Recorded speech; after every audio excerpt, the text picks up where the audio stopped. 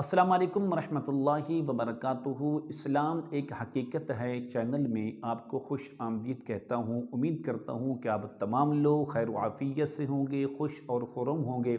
دعا ہے اللہ تبارک و تعالی آپ تمام تو خوشیاں عطا فرمائے، آمین۔ دشمن کی زبان بند کرنے کا ایک ایسا عمل لے کر حاضر ہوں کہ اس عمل سے آپ دشمن کی زبان صرف 3 دن میں مکمل طور پر بند کر سکتے ہیں۔ دشمن جو تکلیف دینے والا ہے، وہ مرد ہو یا عورت ہو، وہ آپ کا رشتہ دار ہو یا غیر ہو، کوئی بندہ بھی ہو، 3 دن کے عمل سے آپ اس بندے کی منہ بند کر سکتے ہیں، اس کی زبان پر لاک لگا سکتے ہیں، اس کے منہ کو بند کر سکتے ہیں۔ خلوص نیت سے اگر آپ یہ عمل کریں گے تو ایک رات کے اندر بھی آپ دشمن کا منہ بند کر سکتے ہیں۔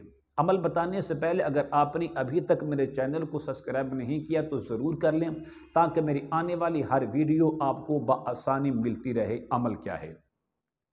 عمل یہ ہے کہ آپ نے 3 دن نماز عصر ادا کرنے کے بعد دشمن کے گھر کی مٹی لے لیں، دشمن کے گھر کی طرف منہ کر لیں یا دشمن کی تصویر لے لیں۔ ان 3 چیزوں میں سے جو بھی آپ کے لیے آسانی سے میسر ہو آپ لے سکتے ہیں۔